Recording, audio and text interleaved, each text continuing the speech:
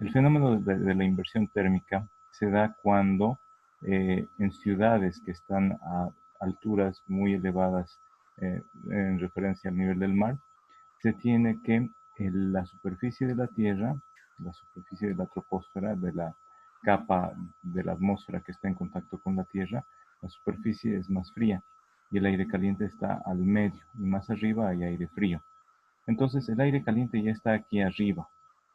No se produce el fenómeno de convección en el cual el aire caliente se enfría y baja.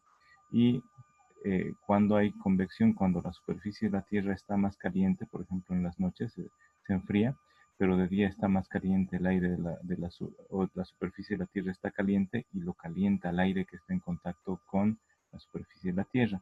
Entonces lo calienta de tal manera que ese aire caliente sube y cuando ya se enfría por el contacto con el aire frío acá, el aire baja. A ver, voy a mostrarles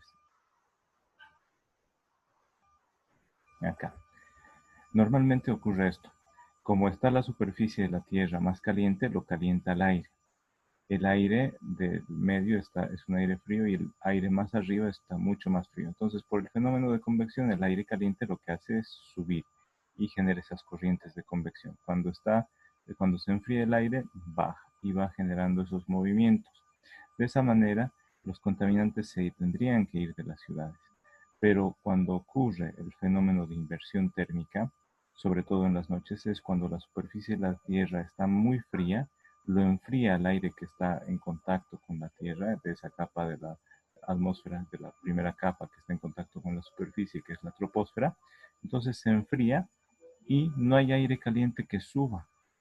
El aire del medio está caliente, entonces se va a mantener ahí. No se va a enfriar tanto y no va a bajar, es decir, no va a haber las corrientes de convección. La convección es ese movimiento, esa transmisión de calor sin contacto, sino por el movimiento. El aire caliente baja, el aire caliente sube y el aire frío baja. Aquí, como el aire a la mitad está caliente, se va a mantener ahí. Y lo que se va echando de contaminación va quedándose aquí atrapado como una cúpula. Eso ocurre generalmente en las noches. Ocurre en las noches y se queda la contaminación. Pero lo bueno es que las personas están en sus hogares descansando, están durmiendo y no les afecta mucho. A medida que el sol va calentando la superficie de la Tierra, nuevamente se calienta esta capa que está en contacto con la superficie de la Tierra. Como se calienta y se genera el fenómeno de convección térmica, es decir, la transferencia de calor, el aire caliente de aquí de abajo va subiendo y va haciendo circular. ¿Ya? Entonces continuamos viendo esta explicación del fenómeno de inversión térmica, cuando se invierten las temperaturas, generalmente en los lugares muy elevados sobre el nivel del mar y de noche o en los meses fríos de invierno. ¿Ya? En las ciudades que son holladas de nuestro país, como Sucre, como Cochabamba, como La Paz, que son ciudades relativamente grandes, que tienen mucha población, mucho parque vehicular, tienen industrias, y están a alturas elevadas sobre el nivel del mar, se produce ese fenómeno de inversión térmica. Generalmente en las mañanas se las ve así las ciudades, y es porque los contaminantes se van acumulando. Cuando hace mucho, mucho frío, entonces no se logra disipar esa capa de contaminación, no se disipa y se va acumulando día tras día, tras día, tras día. Y durante unos meses ocasiona algunos problemas. Hemos visto accidentes terribles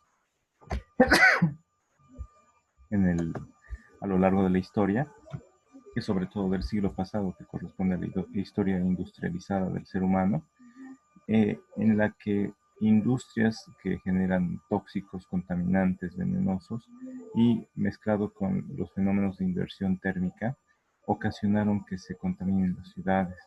En una de las ciudades, por los gases con flúor, había una niebla, pero verde, fantasmagórica, como si hubieran fantasmas, espíritus y demás, ahí en las ciudades. Y eso ocurrió durante unos 3 o 5 días. Y en esos 3 o 5 días las personas se enfermaron, algunos murieron. Y en algunos casos, después de varios meses, las personas seguían muriendo por la toxicidad de esos contaminantes que estaban acumulados sobre las casas, sobre las ciudades. Y las personas estaban respirando eso de día y de noche. ¿ya? Entonces ese es el fenómeno de inversión térmica, que el aire de la superficie de la Tierra se enfría y no puede calentarse, no puede subir y llevarse a los contaminantes, entonces se acumulan como una cúpula, como una bóveda acá, y se van acumulando y pueden generar en algunos casos efectos muy dañinos para los seres humanos. ¿Ya? Entonces vamos a continuar, jóvenes. Vamos a continuar.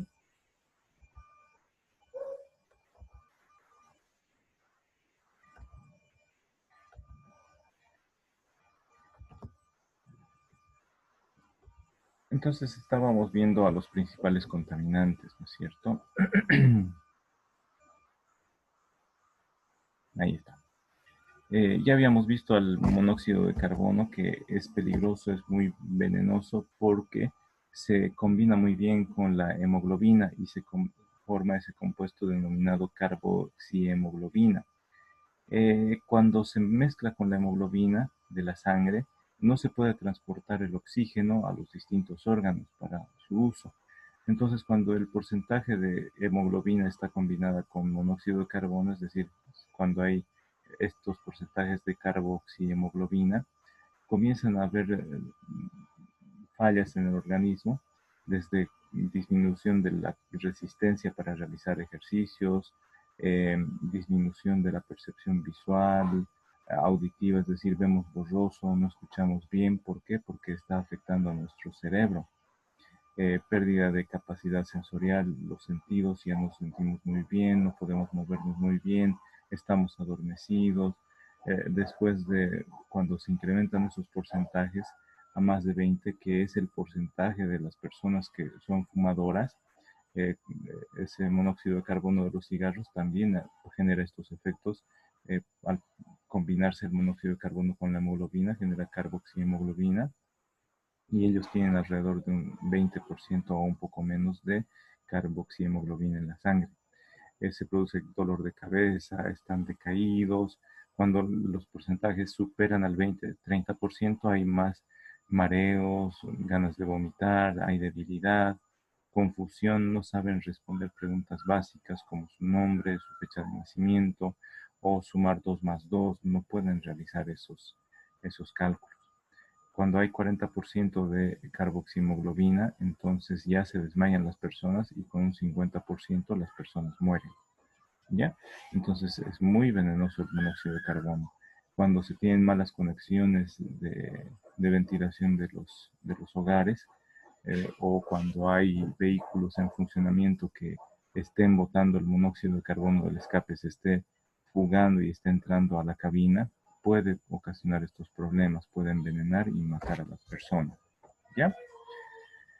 Entonces tenemos otro contaminante que es el dióxido de azufre, SO2. Es una molécula compuesta por un átomo de azufre y dos átomos de oxígeno, estos rojos de oxígeno. Em, Pertenece a los óxidos de azufre, SOX. Este X significa que puede haber distintas valencias, ¿no es cierto? Entonces, distintos subíndices tendría la molécula de esos óxidos de azufre. Pueden ser eh, óxidos de azufre con 2 moléculas de oxígeno, 4 moléculas de oxígeno, ¿ya? Estos dióxidos de azufre se combinan muy bien con el agua, por eso se dice que tienen afinidad y se disuelven fácilmente en el agua. Pueden ser transportados en el agua. La principal fuente de estos óxidos de azufre es la combustión de hidrocarburos, es decir, de combustibles fósiles, que estén conteniendo azufre en en esos hidrocarburos. Pueden ser hidrocarburos o también puede ser el carbón que contenga azufre mezclado en su composición, porque no son puros.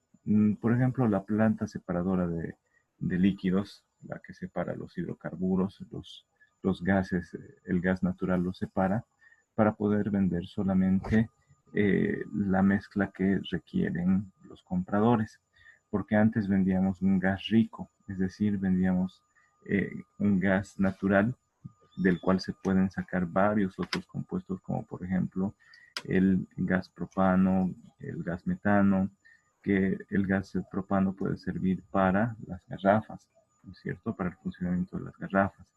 Entonces se puede llenar garrafas con esos derivados. También se tiene que hacer una purificación de esos hidrocarburos para que no tengan, por ejemplo, hidrógeno. Porque si tienen hidrógeno se forman hidratos que son como cristales que van destruyendo las máquinas que se utilizan para esa industria. ¿Ya? También pueden haber sulfatos y algunos otros elementos que tienen que ser separados y por eso se llama planta separadora de líquidos. ¿Ya? El dióxido de azufre también puede provocar la lluvia ácida. Les decía, estamos hablando de contaminantes atmosféricos. Si están estos gases de dióxido de azufre en la atmósfera, al caer la lluvia se mezclan con el agua de la lluvia y provocan ácido sulfúrico, ácido sulfuroso, distintos tipos de ácidos. ¿Ya? Entonces, se tiene que hacer mucho esfuerzo para reducir la concentración de estos óxidos de azufre, por ejemplo, en los hidrocarburos, para que al quemarlos no contaminen la atmósfera y luego bajen como lluvia ácida. En la lluvia misma, en el vapor de agua que tenga estos compuestos, uno lo puede estar respirando y puede irritarle las vías respiratorias. ¿Por qué? Porque los ácidos son corrosivos, es decir, van disolviendo la mucosa, es decir, nos van quemando desde adentro. ¿Ya? Dentro de los óxidos de azufre están también algunos compuestos de azufre de origen natural como el ácido sulfídrico, el dimetilsulfuro, el CH3, SCH3, este proveniente de los volcanes y de la brisa marina. ¿Ya? Los efectos que provoca el dióxido de azufre en la salud del ser humano es que es un contaminante secundario, es decir, eh, este, este dióxido de azufre se puede formar de manera natural en la atmósfera y no ser emitido directamente por la quema de estos combustibles fósiles derivados del petróleo o del carbón, porque miren, puede también ser acarreados por la brisa marina y erupciones volcánicas, es decir, de esas fuentes de contaminantes primarios se pueden mezclar en la atmósfera, eso significaba, ¿no es cierto?, los contaminantes secundarios que en la atmósfera se mezclan con la luz solar y puede mezclarse también con nitrógeno, con oxígeno.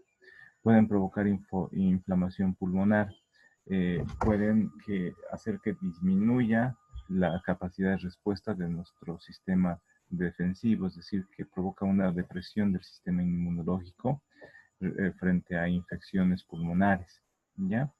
Puede provocar cambios muy grandes en la función, la estructura y el metabolismo de los pulmones.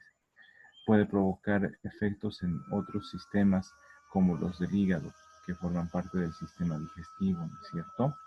Puede disminuir la capacidad inspiratoria, es decir, para respirar la cantidad de oxígeno necesaria para que funcione nuestro organismo con todos los órganos, el cerebro, corazón.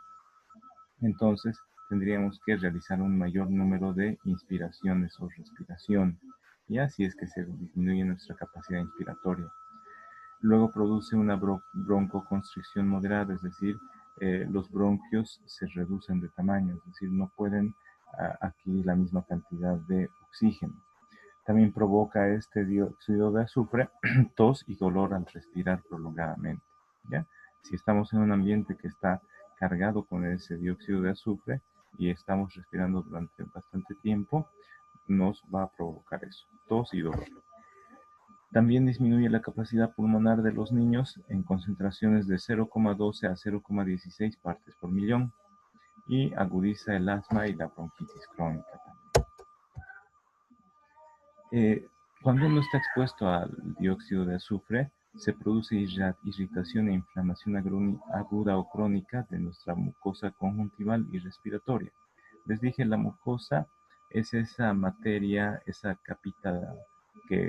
capa húmeda que cubre muchos de nuestros órganos que están en contacto con el medio ambiente. ¿Ya? Tenemos nosotros mucosa en los ojos, esa capa húmeda de los ojos es la mucosa conjuntiva. Y la mucosa respiratoria es toda la superficie húmeda que rodea nuestra boca, nuestra nariz, las vías respiratorias hasta los pulmones. Entonces, la exposición al dióxido de azufre produce que se irriten, se inflamen, y al inflamarse va cerrando los espacios. Plinio está presente, jóvenes.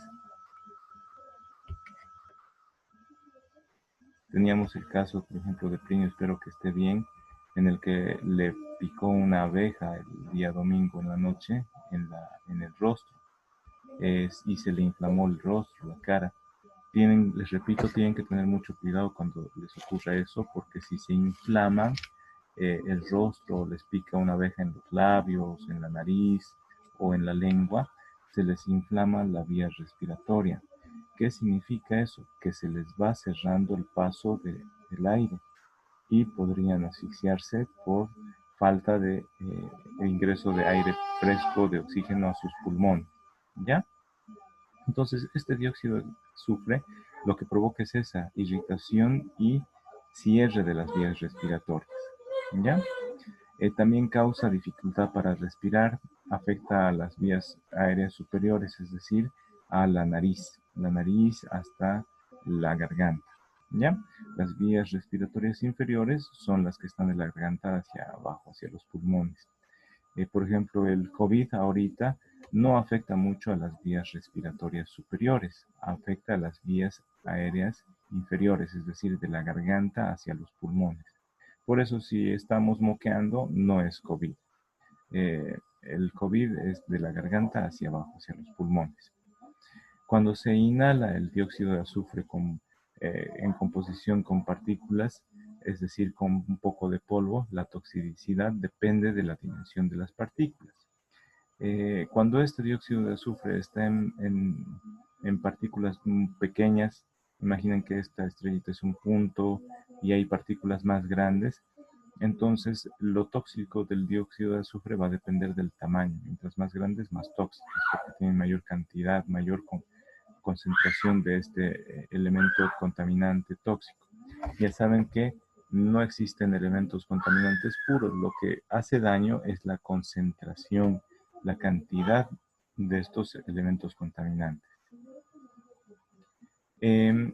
Cuando se combinan las partículas, es decir, un poco de polvo y el óxido de azufre 4, entonces suele aumentar el riesgo de la salud al incrementarse la morbilidad, es decir, enfermedades que pueden provocar incluso la muerte en personas que tienen enfermedades crónicas del corazón y también de las vías respiratorias, como por ejemplo las fibrosis pulmonares, que dificultan la respiración o el asma o algunas otras enfermedades como la bronquitis. ¿Ya?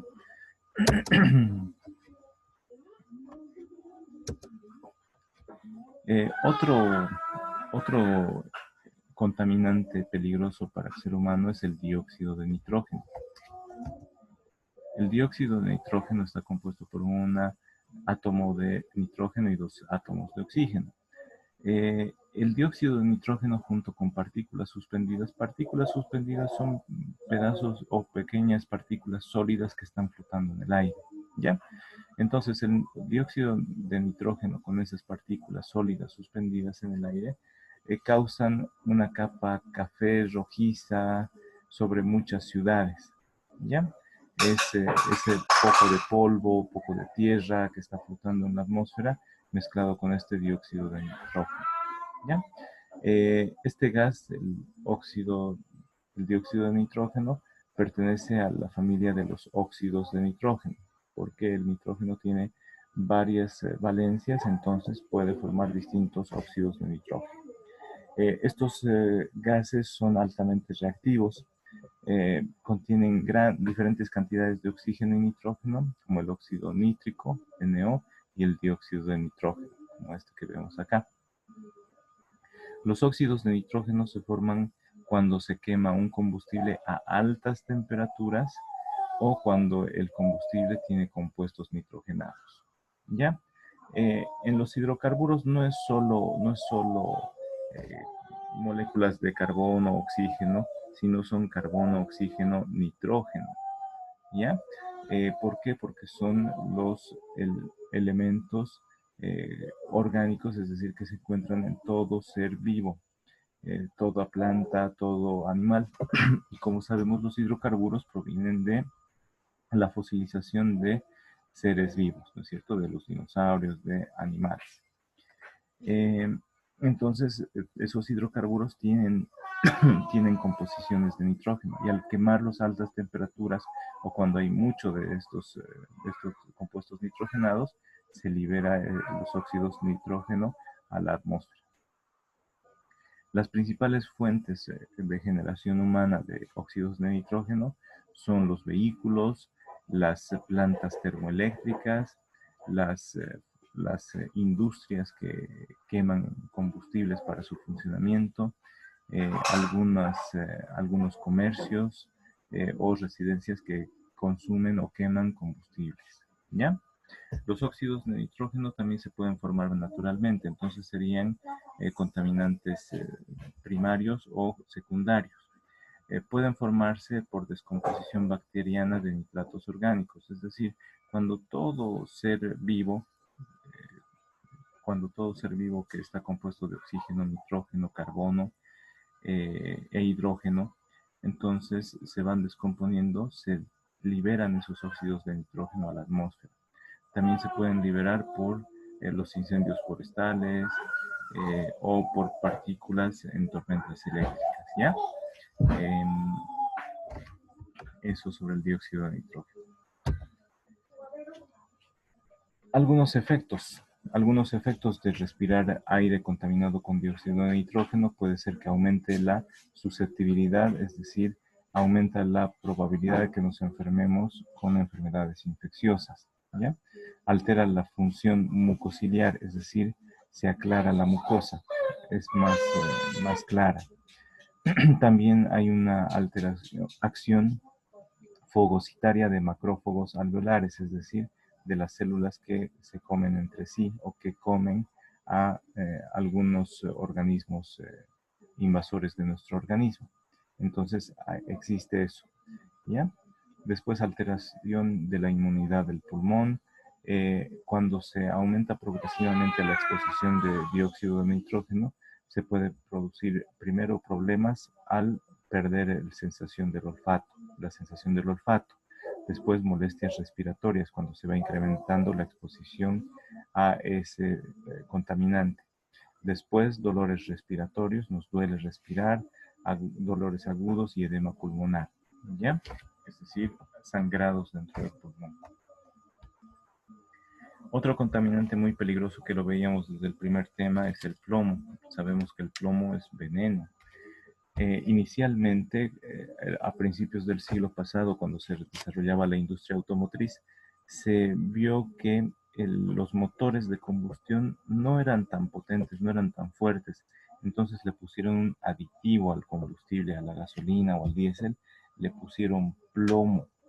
Ese plomo, desde principios del siglo pasado, desde 1900, fue quemándose en todo el mundo y liberándose a la atmósfera. Es decir, fue contaminando toda nuestra atmósfera y ese aire contaminado con plomo en contacto con la superficie de la Tierra, en contacto con la superficie de los cuerpos de agua, fue contaminando todo, lechos marinos, lechos de aguas superficiales, la superficie de la Tierra en general, y todo nuestro planeta está contaminado con plomo actualmente. ¿Ya? Es un metal el plomo que se utilizaba muy frecuentemente para fabricar las tuberías de agua. ¿Recuerdan? En la historia del saneamiento ambiental de la alcantarilla, veíamos que los primeros que usaron tuberías de plomo pensaban que tenían mucha comodidad, pero sin embargo se estaban envenenando a sí mismos. También se usaba el plomo para recipientes de alimentos, es decir, ollas, para pinturas y en la gasolina, como les decía, ahí se le colocaba como un aditivo para incrementar la potencia de la explosión de los motores a explosión que hacían funcionar a los vehículos, a los automóviles, cuando recién se estaba generando esa industria automotriz.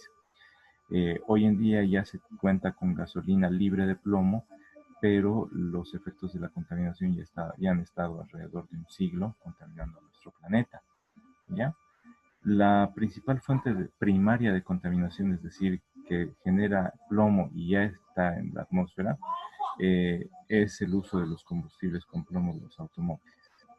Debido a que el plomo no se consume en el proceso de combustión, se emite como material particulado, es decir, está como partículas de plomo en suspensión en la atmósfera. Y eso ha ido depositándose sobre la superficie de la Tierra y de las eh, fuentes superficiales de agua. El plomo, sus efectos es que es un contaminante tóxico. Siempre que vean tóxico, relaciónenlo con veneno. Es tóxico para el ser humano y se acumula en varios órganos. Es decir, si respiramos plomo un día, bueno, ya se depositó en nuestros órganos. Otro día volvemos a respirar plomo, se depositó en nuestros órganos.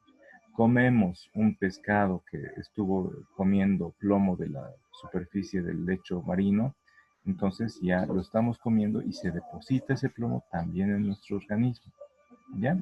Lo que provoca el plomo es disminuir el desarrollo del sistema nervioso central, es decir, afecta a nuestros nervios, especialmente en los niños.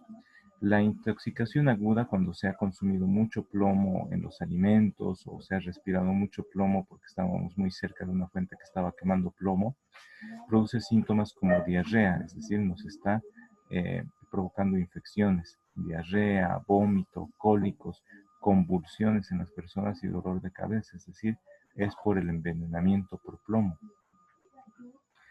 Su eliminación del cuerpo es posible mediante tratamientos médicos, pero el daño que provoca en el sistema nervioso ya no es reversible. ¿Qué es el daño al sistema nervioso? Es el daño a los nervios. Es como el caso de la enfermedad de Lyme, que esa enfermedad es transmitida por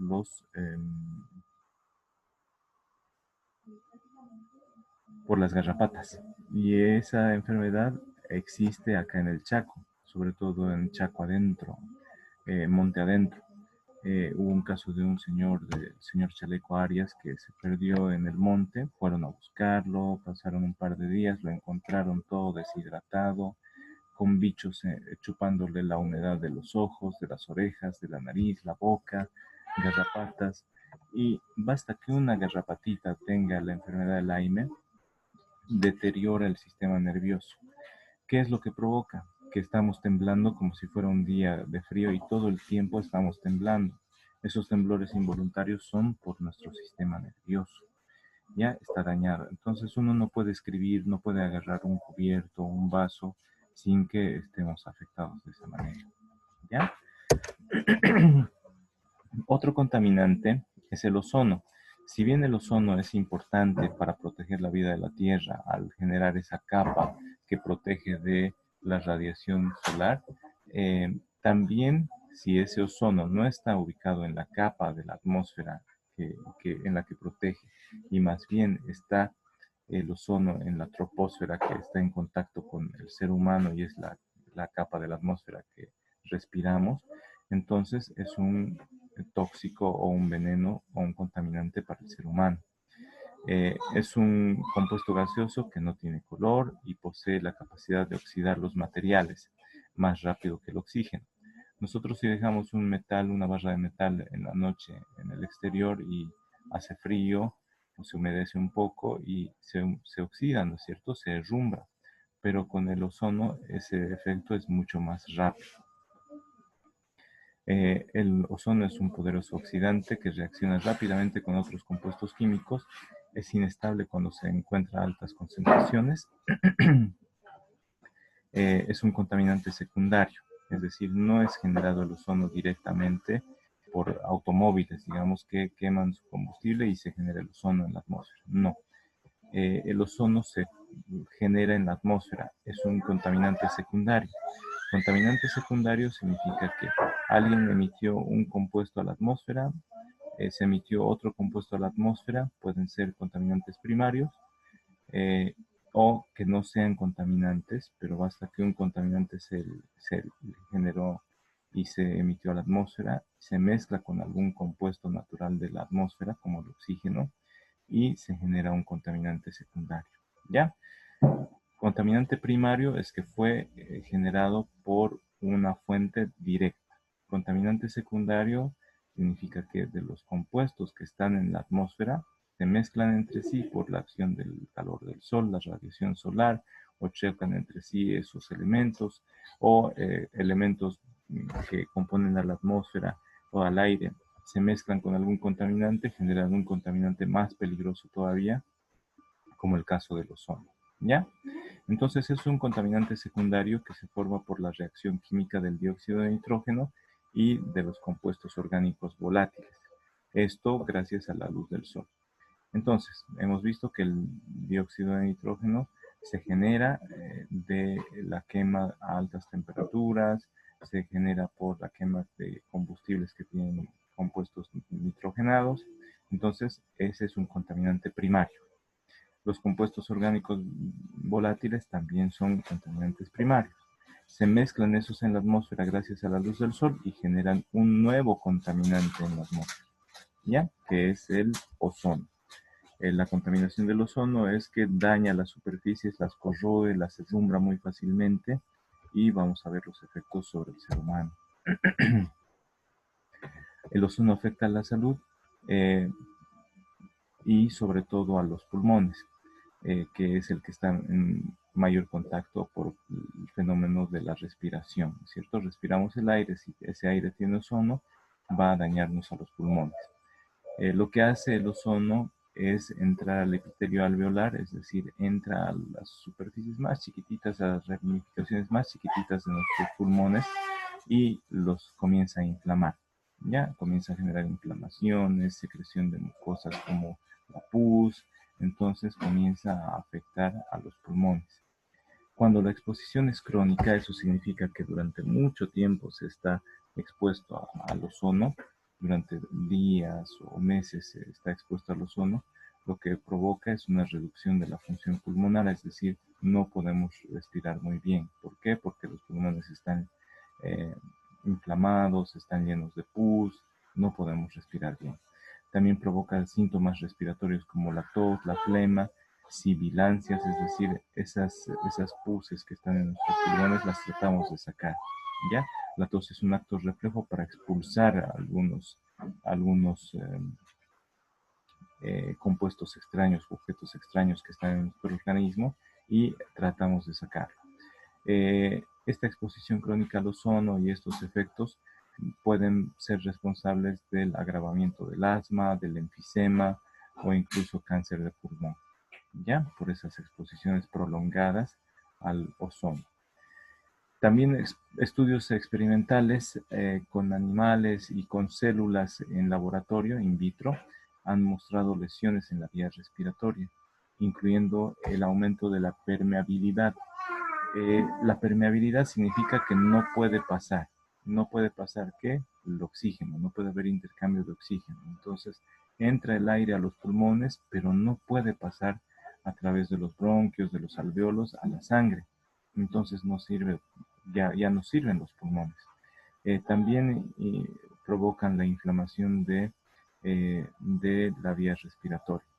Niveles elevados de leucocitos polimorfonucleares y la elaboración de leuconutrientes y prostaglandinas por macrófagos alveolares, es decir, se va generando algunos residuos, se va saturando los pulmones con elementos que no deberían estar ahí.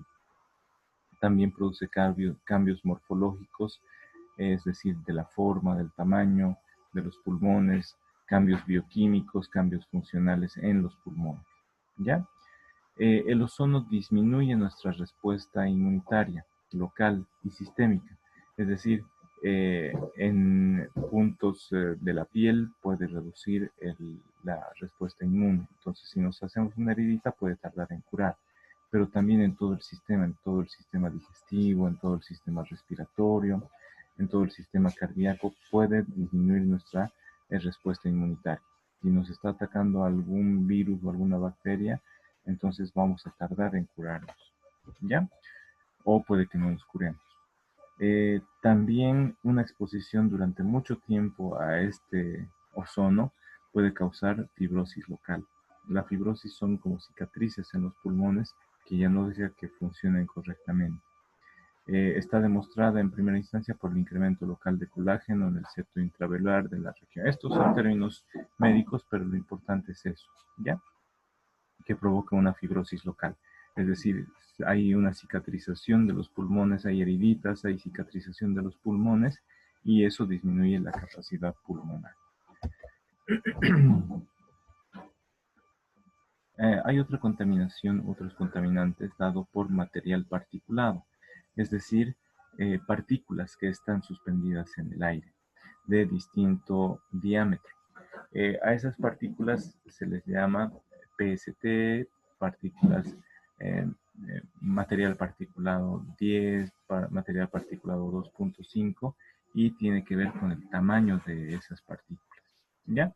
Aquí nosotros vemos, por ejemplo, a los PM10, que son así chiquititos. Estos son los PM10, partículas de 10 micrómetros de diámetro. ¿Ya?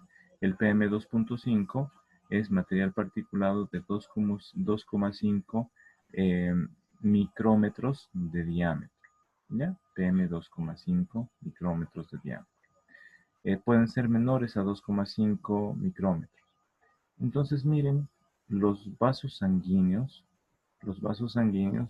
son delgaditos, son de menos de 10 micrómetros de diámetro.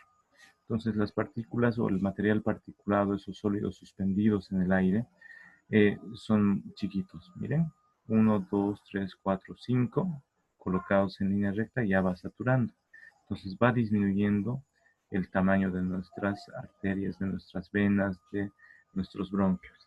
En cambio, material particulado de 10 micrómetros nos lo obstruye de una sola pasada. ¿Ya? Aquí les voy a leer, por ejemplo, la norma oficial mexicana dice 65 microgramos por metro cúbico promedio de 24 horas, 15 microgramos por metro cúbico promedio anual, cumpliendo la norma de la Ciudad de México, que es una ciudad muy contaminada, ¿no? Entonces, este material particulado es una mezcla de distintos sólidos. También puede haber líquidos suspendidos en el aire. Ya son partículas. Espero que podamos contar con la charla de mi colega, del ingeniero Pablo Aldunate, sobre contaminación atmosférica. Él nos va a hablar un poquito y ahí nos va a hablar también acerca de las mascarillas y de los barbijos para filtrar material particulado. Por ejemplo, para protegernos del COVID usamos las partículas KN90, digo, los barbijos con filtro KN95. Esos retienen al 95% de las partículas inferiores a un diámetro de 2,5 micrómetros. ¿Ya? Entonces, para protegernos nosotros tendríamos que andar con barbijo, no solo para protegernos de los virus como el COVID, sino también de este material particulado de diámetros pequeños. ¿Ya? Este material particulado, estas partículas suspendidas en el aire, varían de tamaño, varían de forma, miren, pueden ser como piedritas microscópicas, pero que están flotando. También puede variar su composición, puede ser polvo, tierra, pueden ser tóxicos, pueden ser azufre, pueden ser algunos otros sulfatos, por ejemplo, que estén flotando en el aire, ¿ya? Dependiendo de la fuente contaminante de una industria, de una ladrillera, entonces ahí vamos a tener sulfatos, vamos a tener cal, vamos a tener algunos de esos materiales particulados flotando en el aire. Estos materiales particulados también pueden ser formados por procesos naturales, por ejemplo, la polinización de las plantas e incendios forestales. Eh, en la polinización de las plantas se genera el polen y ese produce mucho daño. Eh, yo he vivido esto personalmente con mi papá. Mi papá era un científico que dedicó más de 50 años de su vida a la investigación del maíz, a generar nuevas variedades, a generar nuevos híbridos para contribuir a que las personas más pobres puedan tener una alimentación garantizada, porque el maíz es parte de la alimentación primordial del ser humano y sobre todo en los países en vías de desarrollo como el nuestro. Entonces, durante esos 50 años, mi papá hacía trabajos de polinización con maíz. Ese polen del maíz entró a sus pulmones y le provocó fibrosis pulmonar y lamentablemente eso le provocó muerte, ¿no? Eso es por una exposición crónica y prolongada, por ejemplo, a estas partículas. Eh, Luego, también pueden generarse naturalmente este material particulado por incendios forestales. ¿Por qué? Porque quedan partículas que no se han quemado por completo y está ese humo negro que son algunas partículas sólidas que vemos. Cuando termina un asado, por ejemplo, y vemos a los alrededores y pasamos un dedo, vemos la ceniza o el hollín, ¿no es cierto? Ese hollín es material particulado de diámetro menor a 2,5 micrómetros, es decir, son partículas finitas, ¿ya? Entonces esos contaminantes. También, aparte de ser generados de forma natural, pueden ser generados por procesos antropogénicos, es decir, generados por la mano del hombre en sus actividades económicas, industriales o sociales, desde quemar combustibles para los vehículos, para las industrias, hasta la fertilización de campos agrícolas. Para la fertilización de campos agrícolas se va rociando algunos bioles, algunos fertilizantes líquidos, algunos fertilizantes sólidos, se los va rociando y algunas veces esas partículas quedan suspendidas en el aire y se las puede respirar. Pueden ser emitidas directamente de la fuente como partículas primarias y pueden formarse en la atmósfera como partículas secundarias, como contaminantes secundarios, es decir, al mezclarse con otros. Pueden reaccionar con algunos gases de la atmósfera y generar partículas sólidas en la atmósfera. ¿Ya?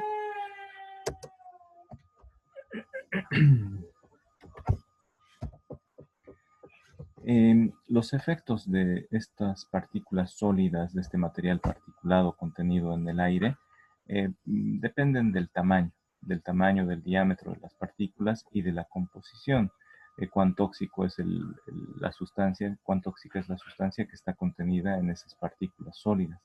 También depende de la concentración de las partículas. Por ejemplo, si alguien se pone a lijar una habitación para pintarla y no está usando barbijo, va a ver que, y está usando lentes, por ejemplo, va a ver que cuando se saque los lentes va a tener una especie de gafas en los ojos y va a estar con la cara cubierta de color blanco. Las fosas nasales con los vellos nasales van a estar llenitas de polvo blanco de haber lijado la pared. Entonces, eso es una concentración muy elevada de las partículas sólidas suspendidas. Mientras más pequeñas sean las partículas sólidas, pueden entrar directamente hasta el interior de los pulmones, con posibles efectos tóxicos y sus características físico-químicas. Eh, ¿Por qué pueden entrar directamente a los pulmones? Porque pueden entrar a los bronquios, a los alveolos, dentro de los pulmones, que es donde se produce el intercambio de oxígeno, ¿cierto? Del aire hacia los pulmones y luego a la sangre y a los demás órganos. Entonces, mientras menor sea el diámetro de esas partículas, pueden entrar directamente hasta los pulmones. Hay estudios de toxicidad, es decir, de cuánto de estos tóxicos se encuentra en las partículas, que dicen que las partículas más dañinas para la salud son las partículas más finas, las partículas de menor diámetro a 2,5 micrómetros. ¿Ya? Esas son las conocidas como partículas o material particulado 2,5. En inglés, particle material 2,5. Pero en castellano es material particulado de menos de 2,5 micrómetros de diámetro. ¿Ya? Los mayores componentes del material particulado pueden ser sulfatos, pueden ser nitratos, puede ser el amonio en estado sólido. Toditos estos son sólidos. Algunos compuestos orgánicos, puede haber metales como el plomo, puede haber carbón en forma de hollín, es decir, partículas finitas de carbón. Ya no lo conocemos como carbón, lo conocemos como hollín, ¿no es cierto? Para la salud humana, este material particulado puede provocar primero conjuntivitis, es decir, irritación de los ojos. Puede provocar también irritación de la garganta, bajando por las vías respiratorias, ¿no es cierto? Luego, bronquitis, puede provocar también alteración pulmonar, puede provocar muertes prematuras, puede provocar cáncer pulmonar, puede provocar enfermedades cardiovasculares y cerebrovasculares, es decir, embolia. En esto de la alteración de la capacidad pulmonar están esas fibrosis pulmonares, ¿ya? Puede producir la reducción de la función pulmonar, es decir, no vamos a poder eh, recuperar la cantidad de oxígeno necesaria tan fácilmente, vamos a tener que respirar más frecuentemente. Puede provocar enfermedades respiratorias como esa fibrosis pulmonar, puede provocar que el asma empeore, puede provocar bronquitis crónica, puede disminuir la variabilidad cardíaca, puede provocar muertes prematuras, puede incrementar las hospitalizaciones, ¿ya? La población con mayor riesgo a la exposición de contaminantes atmosféricos son los niños, los más vulnerables son los niños y los infantes. Los infantes son los bebés, ¿no? Que están desde recién nacidos hasta gatear y los niños ya son un poco más grandecitos. Después también pueden ser niños más grandes con enfermedades como alergias y el asma. En otros países hay muchos problemas de alergia por el polen. Entonces, en primavera, cuando están generándose la floración de las plantas, de los árboles eh, y la polinización, hay muchos niños que están con problemas de alergia, ¿ya? También con problemas de asma, en la cual se les va cerrando las vías respiratorias a los niños. También puede provocar problemas en los niños con deficiencias nutricionales. A esos niños les puede afectar bastante la exposición a contaminantes atmosféricos porque se pueden enfermar mediante la respiración, ¿no? Después también los más vulnerables son niños con exposiciones concomitantes a otros contaminantes ambientales. Concomitantes significa intermitente, ¿ya? A adultos mayores, a personas mayores ya les afecta también.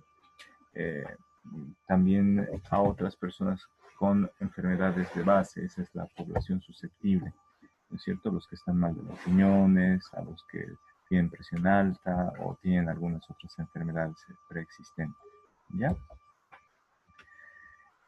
Eh, ¿En qué forma uno se puede exponer a estos contaminantes? Puede ser en el periodo del embarazo, en el periodo prenatal, cuando la misma madre está respirando los contaminantes o puede respirar el humo de cigarros o la mamá se está encargando de hacer un asado. Saben que preparar un asado equivale a respirar 200, digo, a fumarse 200 cigarrillos, ¿no es cierto? Entonces ahí puede la mamá exponer a su bebé a que por esa ventana de exposición entren los contaminantes hacia su bebé. También puede ser en el periodo crítico del desarrollo del tracto respiratorio, cuando está entonces el bebé en desarrollo. También cuando el niño es pequeño, durante el periodo de crecimiento y desarrollo de la infancia, de la niñez y de la adolescencia, ahí son más vulnerables los niños porque están en desarrollo. También en el periodo crítico de la continuidad del desarrollo del tracto respiratorio y en los adultos mayores. ¿Ya? Entonces prácticamente durante toda la vida estamos expuestos, cuando estamos sobre todo desarrollando nuestros tractos respiratorios. Em, de la contaminación atmosférica, los principales efectos son efectos agudos, es decir, que eh, tienen un efecto inmediato, ¿no? Y los efectos crónicos son aquellos que se presentan durante toda la vida prácticamente, ¿ya? Efectos agudos por la contaminación o la exposición aguda a contaminantes, es decir, estamos ingresando a un cuarto que no tiene una buena ventilación y hay una recirculación de contaminantes. Entonces ahí la exposición es aguda. Ahí lo que puede provocar es mortalidad o enfermedades casi cerca de la muerte. También puede provocar hospitalizaciones, visitas a emergencias porque nos hemos intoxicado. Puede incrementar los síntomas respiratorios por estar expuestos a eso. Por ejemplo, preparar un asado. Esos 200 cigarrillos puede provocarle algunos incrementos de síntomas respiratorios a personas que tienen asma o enfermedades pulmonares, ¿no es cierto? Esos efectos de exposiciones agudas, es decir, a una gran cantidad del contaminante durante un pequeño periodo, puede también disminuir la función pulmonar, ¿ya? Los efectos crónicos, es decir, los efectos de exposición a largo plazo, es decir, todo el tiempo estamos respirando, pero cantidades o dosis bajas de esos contaminantes, lo que provoca es tener un bajo peso al nacer o puede provocar partos prematuros. También puede provocar enfermedades respiratorias crónicas, los EPOCs. Puede provocar asma y eso afecta a la calidad de toda la vida de la persona. Puede provocar alergias, ¿ya? Irritaciones nasales, las alergias matutinas en las que uno está chorreando la nariz todas las mañanas, por ejemplo, eso son alergias. También puede afectar al crecimiento de los pulmones y eso nos dura durante toda la vida, ¿ya? Algunos factores que influyen en las modificaciones del efecto de las exposiciones a contaminantes pueden ser los niveles socioeconómicos. Eh, Ahí pueden ser los niveles socioeconómicos, el estatus nutricional o la susceptibilidad genética. ¿Por qué el nivel socioeconómico? Porque hay, por ejemplo, familias muy pobres, ahí están las condiciones de pobreza. Hay familias muy pobres en las que no tienen instalación de gas o no tienen dinero para pagar el gas. Las garrafas de gas antes eran caras. Imaginen una persona que no tiene mucho dinero y tiene que vivir lejos de la ciudad, cultivando, trabajando, y ahí no hay gas natural, no llegan las garrafas. Una garrafa, en lugar de costarle 30, le venden en 50 o 100 bolivianos y tiene que hacerse durar. Entonces esas personas lo que hacen es quemar ramas, quemar carbón, y generalmente esas no son combustiones completas. Saben que se generan materiales particulados como el humo, el hollín que está suspendido en el humo. Hay monóxido de carbono por la combustión incompleta, puede reemplazar o puede desplazar el oxígeno de la hemoglobina y generar la carboxihemoglobina e intoxicar a las personas, ¿no? Entonces, por eso las condiciones de pobreza influyen en la modificación del efecto de la exposición a contaminantes, ¿ya? En cambio, una persona que tiene un mejor nivel socioeconómico tiene su instalación de gas natural, ni siquiera de gas propano, ni siquiera de garrafa. El gas natural es más limpio, menos contaminante, y al ser menos contaminante, contamina menos el hogar, menos la cocina. El aire que respiramos en la casa es menos contaminado, ¿ya?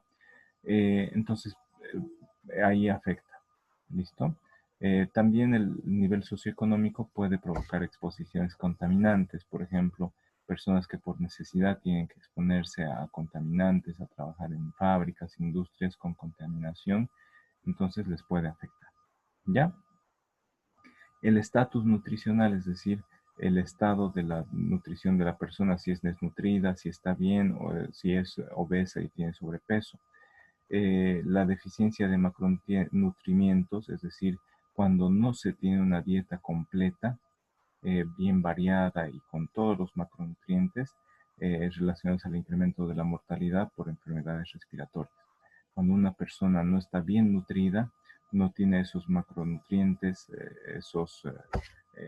que los vamos a ver luego en el tema de los suelos, entonces puede afectarle a esa persona, a su organismo, a incrementar la mortalidad por enfermedades respiratorias. También la deficiencia de macronutrientes o macronutrientes relacionados con el impacto de contaminantes sobre el pulmón, ¿ya? Puede afectar. Entonces, cuán diversa es nuestra dieta puede afectar a nuestra salud y puede provocar muerte por enfermedades respiratorias o también puede afectar a nuestros pulmones. ¿Listo? También la susceptibilidad genética, es decir, algunas personas tienen en sus genes alguna predisposición a enfermarse de algo, por ejemplo, a tener asma o a tener alergias.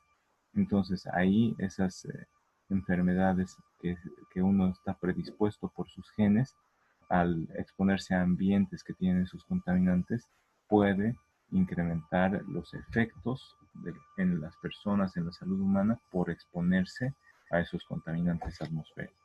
¿Ya? Y eso sería todo de esta parte de el factor aire. ¿Ya, jóvenes? Ahora les voy a dejar un cuestionario. Les voy a elaborar un cuestionario como el que hicimos para el factor agua. Y quiero que lo resuelvan y vayan estudiando para que demos el examen de este factor aire a la vuelta del receso. ¿Listo? Entonces aquí vamos a concluir con este tema del aire, del factor aire. Lo que quisiera ahora, jóvenes, es que me digan si tienen algunas dudas acerca del trabajo de investigación. Voy a dejar de grabar y si es que